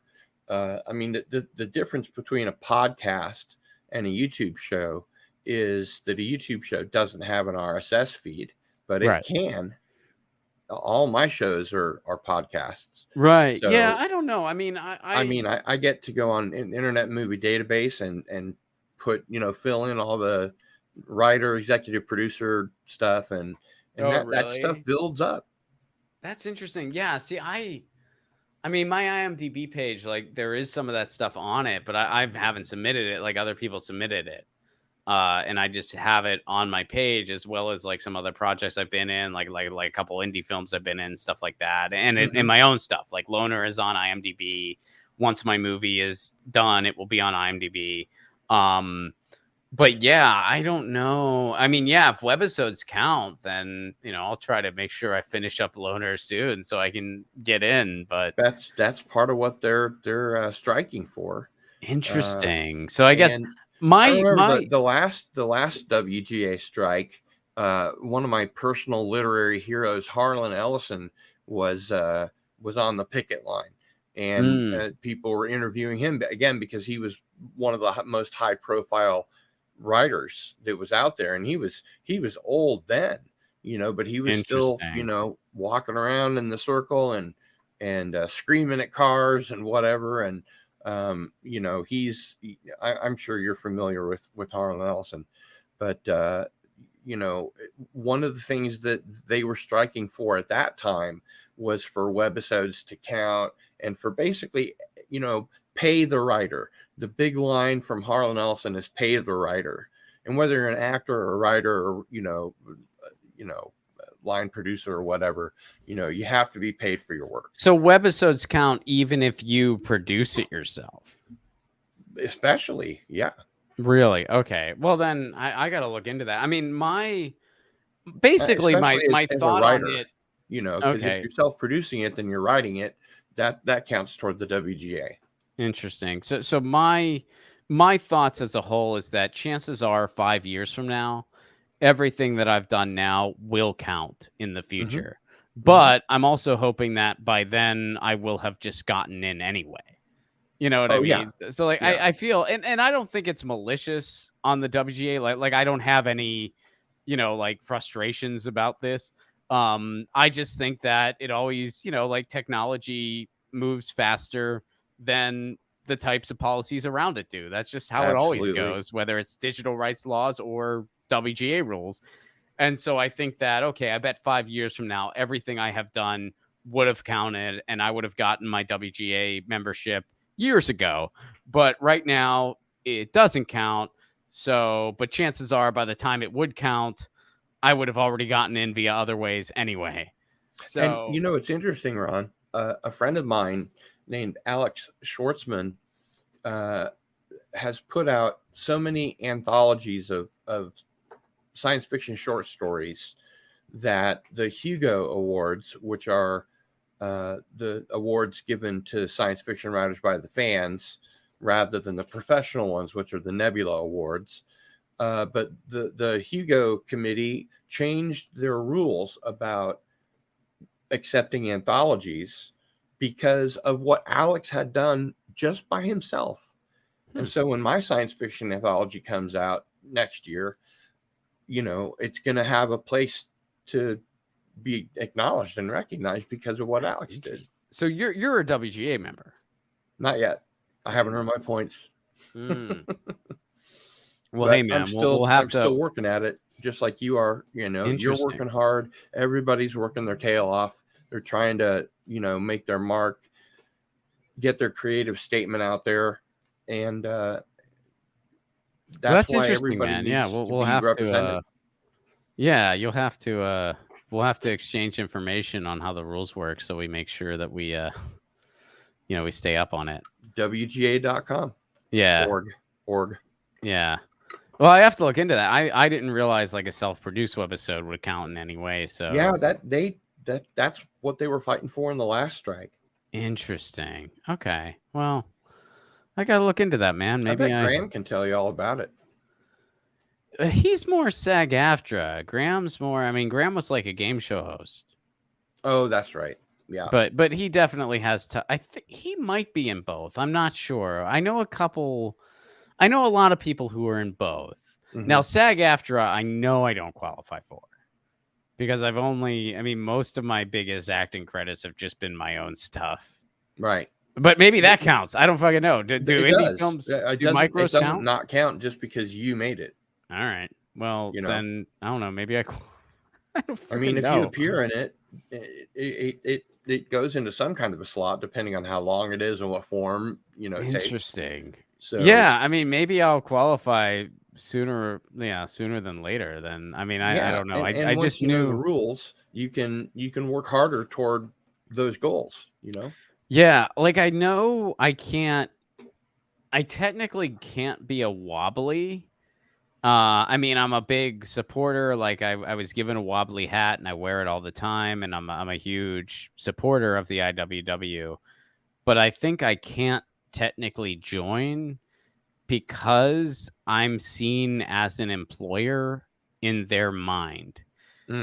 Because not like specifically like Ron Placone is an employer, but even if you're just a self-employer. Well, I guess you pay your illustrator. No, not just because you're a self-employer, but when I have a production and I bring people in, I technically, to my understanding of their rules, I have some, I guess, authority over somebody else's job. Right. Even though they're not an employee of mine, they're just, like a DP I hired or whatever else. Mm-hmm. But I guess if if the DP shows up and they don't bring a camera, they bring a broom and a dustpan and say, I'm not really a DP. And I say, well, I can't work with you then because I hired a DP and you're not a DP. Well, then technically I have some authority over somebody's job.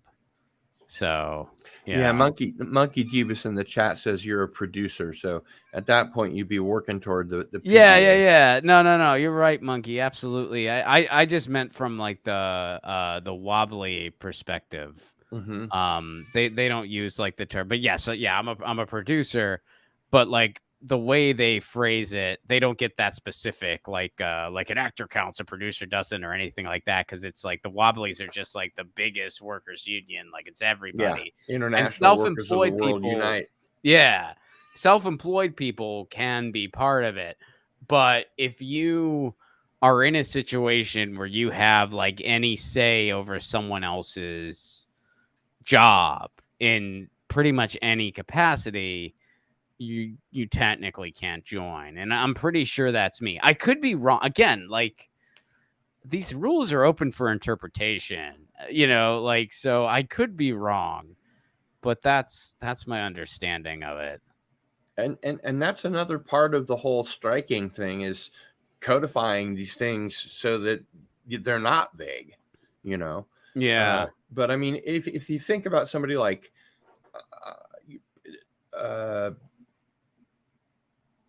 I can't believe I'm spacing his name, George Carlin. Yeah. He did what, 10 HBO specials. I think he did each more one than of that. those was that all came out of his mind. Mm-hmm. And sure, there were other people involved in the sound and the lighting and the video aspect of it, but without George Carlin, there would be no special. Right. So as a stand-up comedian, that's what you have to look forward to goal-wise. Yeah.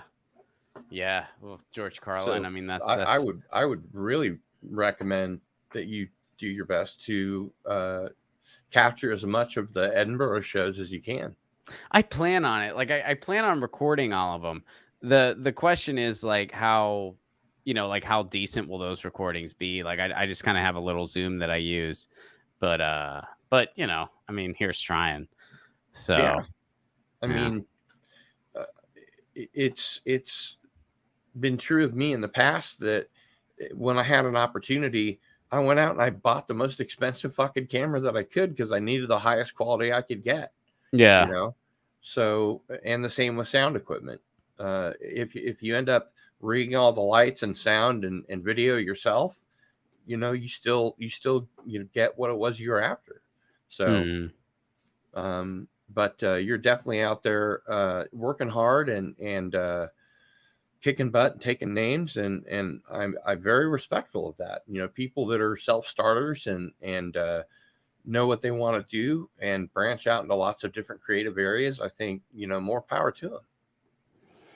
Yeah, I mean, I don't know. I mean, I've been in this town being Los Angeles like 7 years, and I feel like that's pretty much the only way to do it these days. I mean, it's kind of nuts when you think about it, because like between the pandemic and what's going on now with the strike, in the past 4 years, the industry has been operating almost at capacity for one of them. And not even at full capacity, almost. Almost at full capacity for 1 year out of the past, 3 going on 4. I guess it hasn't been a full 4 yet, but 3 going on 4. Right. I mean, that's really nuts, dude. And you kind of wonder, kind of getting bigger picture here, Hollywood as a concept, like not literally Hollywood, the specific place, but Hollywood, the concept. It's been around for about 100 years. That's a heck of a run. Yep. Which means it could be ending. Yes. And, I mean, look, I mean, if you said to somebody in Detroit in 1978, hey, this amazing music scene, by the end of the decade, it's going to be gone. It's just going to be over. They wouldn't have believed you. They would have said, you're crazy, man. This is going to go on for another 20 or 30 years. Look what happened. That hits actually very close to home for me, because I was a professional punk rock musician for 25 years. Oh, yeah? Who'd you play in? Our town it started out really hot, and I got to see it decline and just go away. Who'd you play with? What was your band? Oh, I've been in 2 to 3 dozen different bands, including studio projects that you've never heard of.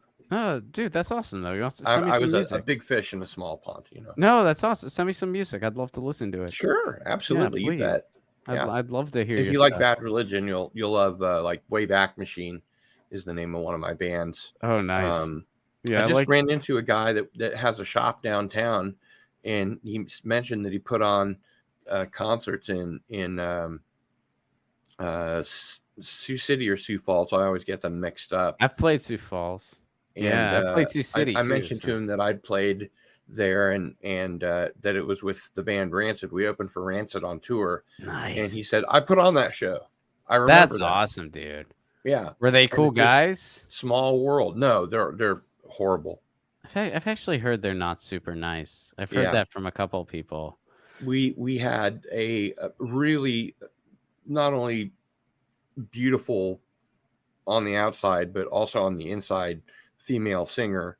And the first night she went up to them, and we were loading in gear, and she was like, man, we're so psyched to open for you guys. It's going to be great. And they just totally gave her the silent treatment. They did not acknowledge her. They didn't even look at her. Aww. And the second day, she approached them and she said, wow, it was a great show last night, guys. And they gave her the silent treatment again. And finally, when we got to the Outhouse, which was kind of a legendary venue here in Lawrence, okay, they were on our turf. and we ignored them. All right. Yeah, I'm sorry to hear that, man. So wait, Lawrence, is Lawrence where like Kill Creek and Casket Yes. Lottery? Okay. Yep. I love Kill Creek. But yeah, all good friends of mine. I used to Oh, jam with them all really? the time. That is, well, tell them that their albums were fantastic and I Oh, they wish they know. were. Yeah, they got, I mean, those albums. What was the one? I forget the name of the album, but it was like the biggest Kill Creek album. I listened to that thing. I think the CD like eventually just broke. Yeah. It just I listened to that. That is like the soundtrack of college. And by then Kill Creek was already broken up by then.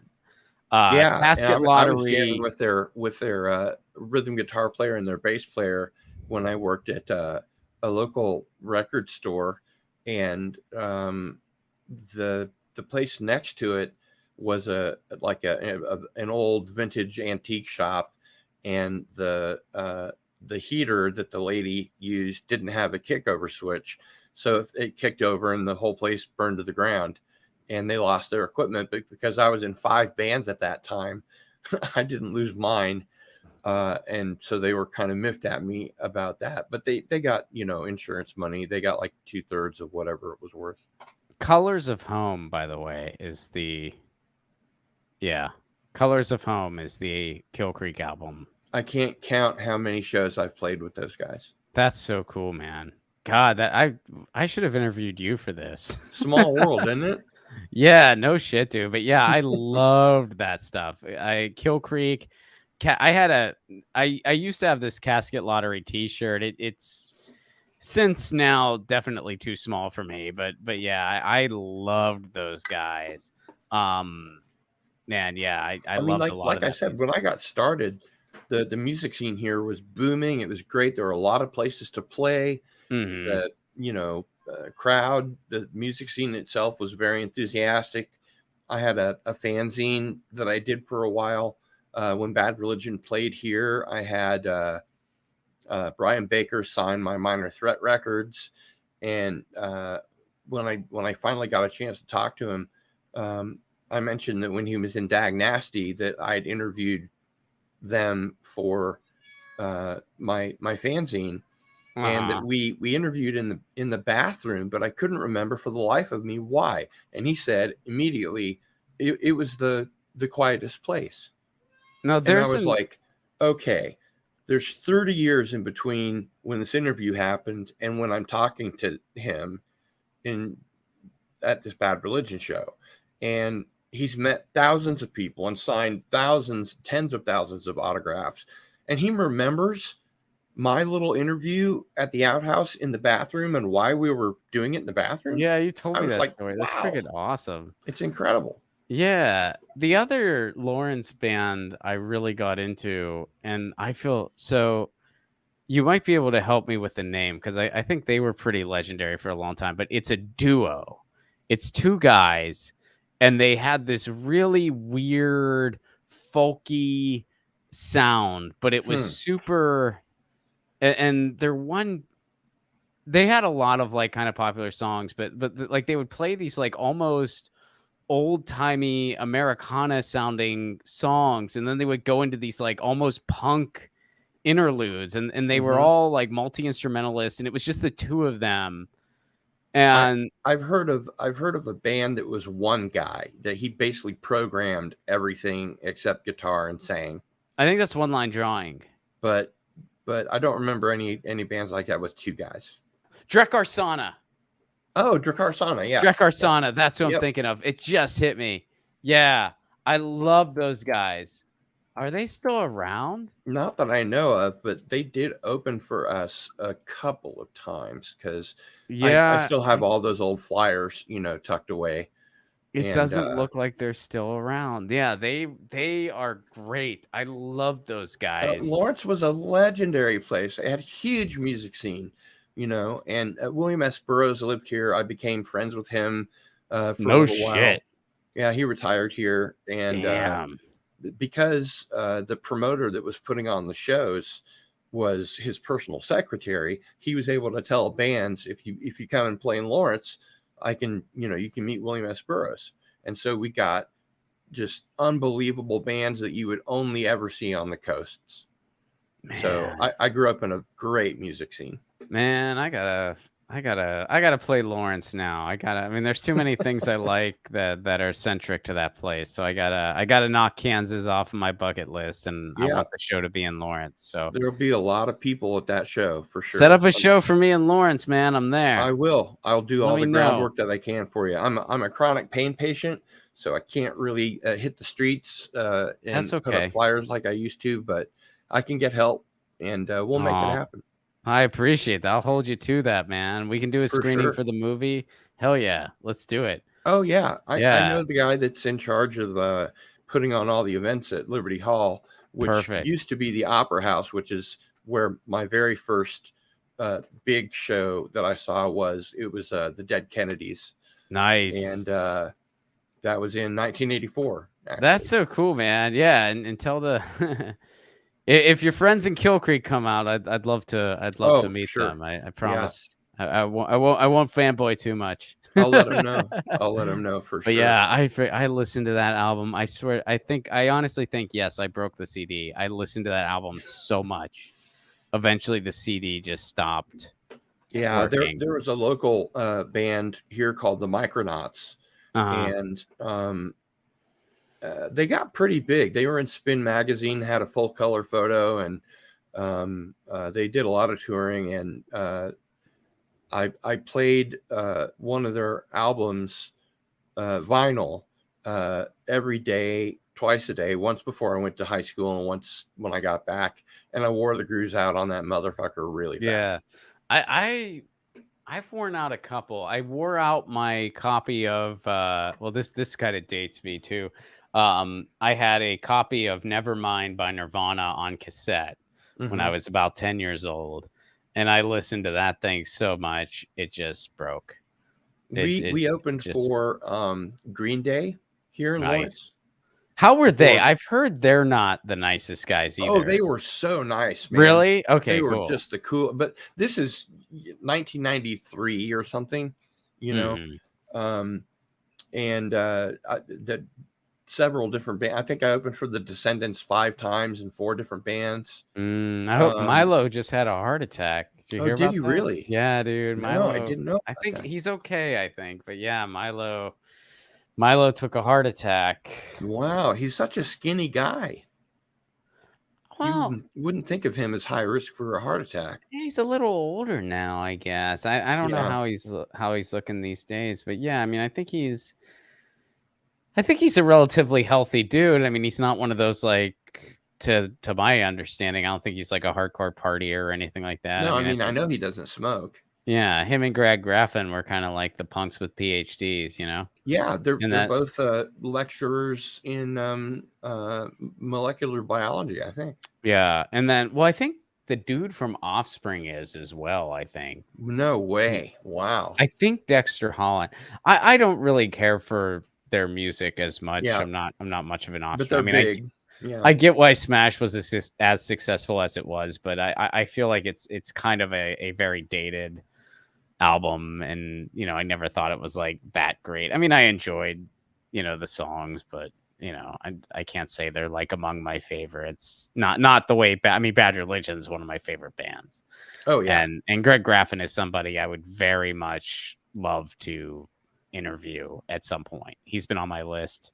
Well, I guess that's kind of how we met initially, right? We were both in that chat together. That Bad Religion chat. Yeah. So do you remember? I don't know when we crossed paths in that chat. And that thing was going. It was. I saw your name go past, and I messaged you. Yeah, I remember that. I was all excited. I was like, "Hey, man," or something brief. Yeah. I mean, because that was during like the lockdown when we were all very isolated and just kind of the online world was all we had. And Bad Religion did that book event, but the book was beautiful. I read it. I don't know if you've read it, but it was. Oh yeah, I have it downstairs, autographed. It was a beautiful book, and Greg Graffin's Do What You Want. Yeah. And Greg Graffin's book's incredible too. I loved his book. But I remember we were in the chat, and I said something which is totally true. I was like, Greg is one of the reasons I went to graduate school, which is true. Part of the reason I went to graduate school was because of Greg Graben. That's awesome. And a bunch of other people started chiming in. They were like, yeah, Greg's the reason I went for my PhD. Greg's the reason I went, to this master's program, whatever. And then frickin' Brett Gurewitz hops in the chat and he goes, Greg's the reason I dropped out of high school. And it was so fucking cool. That was like such a cool moment for me. Yeah, that's that's so awesome. Friggin' the story of my life and my friends. We all dropped out of high school and just hung out, but we were all really, really smart people. I mean, it wasn't like we dropped out of high school because we didn't understand it or couldn't take it. It was because our high school was on a very serious, authoritarian kick. They were all of a sudden out of nowhere in Kansas, in the 80s, random locker checks, drug sniffing dogs, security guards, not to keep the students safe, but to pry into their private lives. And when I left high school, a couple of years later, a friend of mine was in Russian club as an extracurricular activity, and she told me that they made everybody that was involved in an extracurricular activity sign a form, a pledge that they wouldn't drink, smoke, or do drugs even when they weren't at school. Okay. And so I guess that was dropped out of Russian club, and they lost near the Dare years, right? Like I Yeah. was like, the 80s had some dark moments that sometimes we don't always remember. And I think that's part of the reason it spawned such an intense punk rock movement the way it did. Yeah. I mean, I loved it. I mean, all that stuff was before my time, but it's like I discovered it later and I really connected it with it. And I mean, I still remember when I was like 12 or 13 and I got the first Teen Idols, the DC Teen Idols, Ian MacKay's first band. And just, I had never heard anything like that. Yeah. And I was like, man, this is like the music me and my buddies are making in the garage. And I was just freaking hooked. Yeah. And it's like, and this was made by freaking teenagers. And I'm like, holy shit, when did they make this? Put out their own record labal. Put out their own record label. It's still going. I mean, and that's what's crazy. I mean, Ian MacKay, God, I don't know how much money he has, but it has to be. I mean, he's got to be a millionaire. Like actually, he has. I think Jeff Nelson is the one that's making the money because he's the one that's putting out all the reprints and the first 6 singles and box sets and stuff like that. But really, Ian MacKay's made enough money. He's not hurting. And I'm not judging him for it. I'm just saying it's like amazing that it's like. I mean, he was the original DIY guy. He was, and it's so amazing, like what they've built, and they've never really compromised the way they do things. Like to this day, if you work with Discord Records, it's like a verbal agreement, a handshake, a basic 50-50. Hey, we recoup our expenses and then we split everything down the middle. Yep.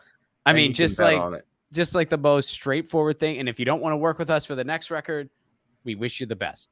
I mean, all those Discord bands came to Lawrence, Yeah, dude. I mean, I saw Fire Party, the Fugazi, we were one of the first places, they played on tour outside of DC. They just kept coming, because they knew how, in the old days, Lawrence was one of 2 ways you could get from the East Coast to the West Coast or vice versa if you were driving. You could take the northern route or you could take the southern route and play like Austin instead, or you could, go just straight through I-70 and Lawrence is right off I-70. All right, you sold me. I got to play Lawrence, but dude, I have a kind of funny Fugazi story. So I wanted to, I mean, I've always listened to Fugazi, and they were still playing out some when I was in high school, and they would always play weird, quirky venues and shows, right? And they were playing this fair, and I grew up in Pittsburgh, Pennsylvania, and they were playing this fair called the CMU Tech Fair, which was a fair that the university, Carnegie Mellon University, put on. and Carnegie Mellon is in an area of town called Oakland. And that's basically where most of the colleges are. Like that's where Pitt's at. That's where CMU's at. Right. And it's where some of the bigger, nicer churches in town are as well. There's a reason I'm telling you that part. So Fugazi was set to play at the Tech Fair. And the day they were playing was the same day as my cousin's wedding. And I remember I was like, why is it the same day? And I was even seeing, I was like, is there a way the times don't I can squeeze in both? Can I squeeze in both? And I couldn't. But I was outside, you know, like, so my cousin's wedding was literally in the same neighborhood as the festival. So as like we were you know how like sometimes you stand outside and there's like a processional and then you all go in the church. As I was outside of the church, I could literally hear Fugazi. Oh, wow. Doing a sound check. And I was a good family guy. You know, I didn't want to not be at my cousin's wedding. Like if I had a choice, I still would have chosen my cousin's wedding. I was just so bummed out. Yeah. That they were on the same day. I was like, hey, at least you heard part of the sound check. At least I heard part of the sound check. And then of course I didn't know that Fugazi was going to go on hiatus a year later. So, you know, I may never get a chance, but you know, what are you going to do? Yeah. Yeah. You have to give, take what you're given and make your opportunities, right? Yeah. I mean, I got to see the original Misfits, which was pretty cool. When they reunited, I caught them in LA. I wish I could have gone to that. Man, I wanted to go to that so well, they're bad. still playing some, so you still gotta, I mean, they're still doing it. You know, like I said, the YouTube doesn't pay so well, you know? No, I feel you, man. But yeah, I wanted to make sure I caught that. I've not caught How was it? It was okay. I mean, they played everything. So it was sort of one of those, I'm probably not going to get to do this again. Yeah. This is a one and done moment.